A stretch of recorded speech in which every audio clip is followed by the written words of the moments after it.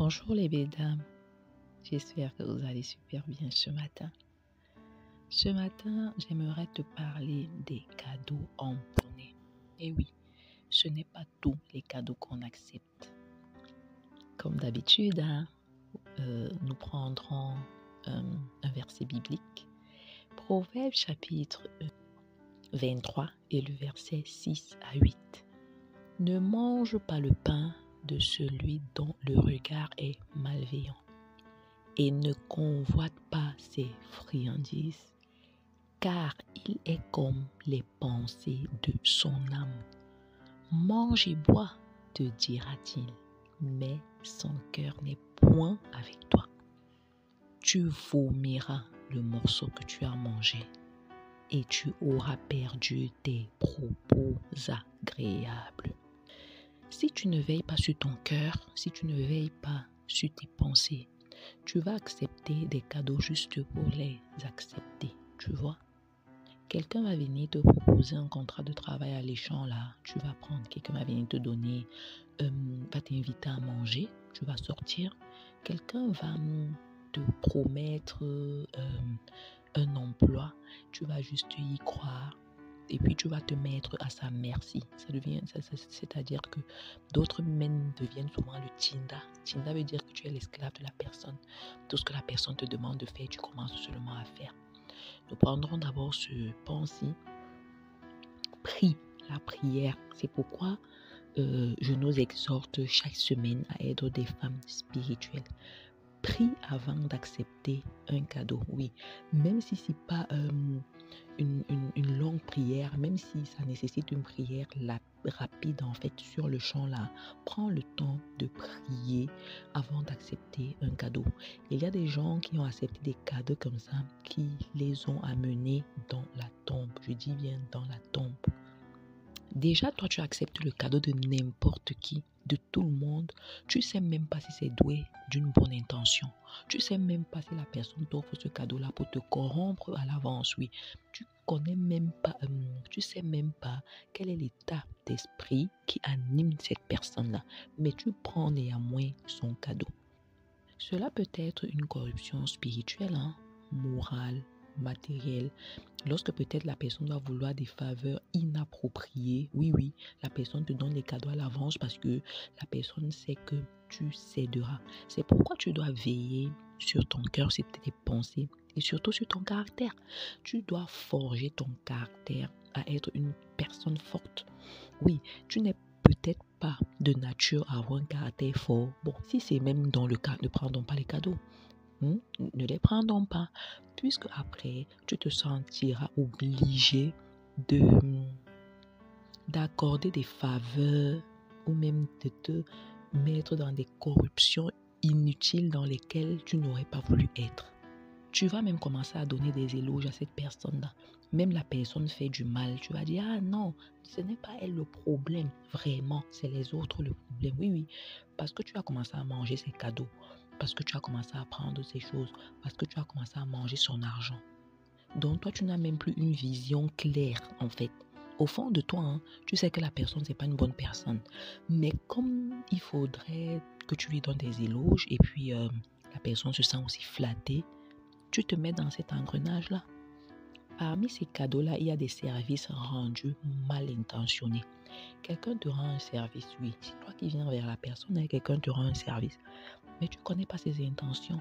Tu viens, surtout vous qui aimez demander l'argent partout là. Oui. Quelqu'un vient, oh machin, j'ai besoin d'argent. La personne prend une grosse somme d'argent et te prête. Ou même elle te donne. Tu l'acceptes comme ça. Tu ne connais pas quelles sont ses intentions derrière. Tu ne connais pas. Tu vois, quelqu'un te promet un emploi, par exemple, il promet un emploi à ton enfant, à ta fille, à ton fils. Tu ne connais pas ce qui tire derrière toi, même spirituellement. On n'accepte pas les cadeaux juste pour accepter. Est-ce que je dis que quelqu'un ne peut pas t'aider? Non. Mais je dis qu'il faudrait être clairvoyant, tu vois. Il faudrait toujours rentrer au pied du maître pour voir Seigneur, pour lui demander, Seigneur, est-ce que cette aide que la personne m'apporte, est-ce qu'elle est loyale en fait? Est-ce qu'elle est pure? Est-ce qu'elle est saine? Il y a de l'autre côté des objets volés de provenance douteuse. Toi, tu ne connais pas, tu ne sais pas comment quelqu'un travaille son argent. surtout nous les femmes là. Un homme vient, il te verse l'argent, il t'achète des voitures, il te fait ici. C'est bien, l'argent c'est bon. Mais tu ne cherches même pas à savoir ce qu'il fait. Tu ne cherches même pas à savoir ce qu'il fait dans la vie. Tu ne cherches pas à savoir là où il prend cet argent-là. Tu te contentes. En fait, tu te voiles les yeux toi-même. Hein, parce que vu peut-être aussi l'emploi de la personne, mais il t'apporte au-delà, voilà, de ce que son emploi peut lui produire. Et tu n'as même pas le courage de lui demander parce que toi-même tu sais que, un, il ne te dira pas. Deux, s'il te dit, tu vas faire. En fait, tu préfères te voiler les yeux, en fait. Parce que toi-même, tu sais que s'il te dit, son argent ne vient pas uniquement de son salaire. Et même s'il te dit qu'il est un entrepreneur, est-ce que tu as jaugé plus ou moins les rentrées d'argent de ce business-là pour voir s'il est capable de t'offrir ce genre de choses? Non. Toi, ce qui t'intéresse, non, c'est l'argent, il est bien, il m'a dit qu'il travaille ici. Il t'a dit qu'il travaille ici. Mais est-ce que tu as pris le temps de vérifier que les cadeaux qu'il te donne là ne sont pas de provenance douteuse et que cela provient effectivement de ces business en fait, que ces business sont capables de lui donner ce genre d'argent? Il y a également un genre de cadeau là. Quelqu'un te promet une promotion. Il te dit, ah non, je vais faire de toi un directeur.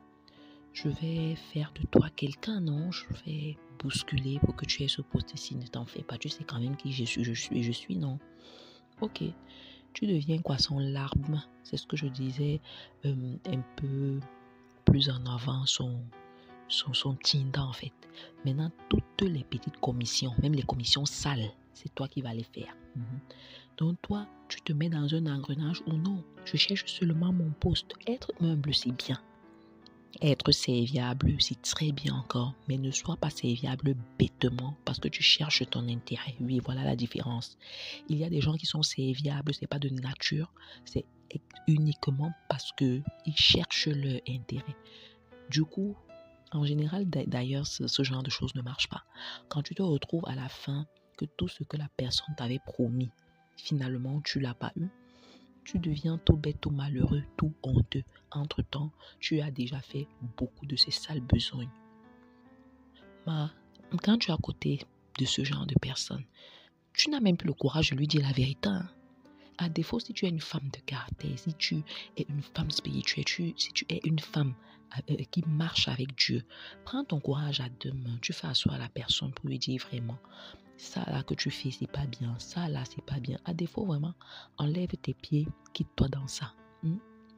2024, c'est ton année, ma chérie. Ne pas perdre ta vie comme ça, ne pas perdre, salir ta réputation comme ça, ne pas être ridicule, tu vois, parce que tu acceptes des cadeaux empoisonnés, parce que à cause de tes intérêts personnels propres, à cause de ce que quelqu'un t'a promis, à cause des petits cadeaux qu'il te fait, tu te retrouves comme ça à perdre ta vie, tu te retrouves comme ça à t'éloigner de la destinée glorieuse que Dieu a promis pour toi en fait. Sur ce, mesdames, je nous souhaite à chacune de nous une agréable journée.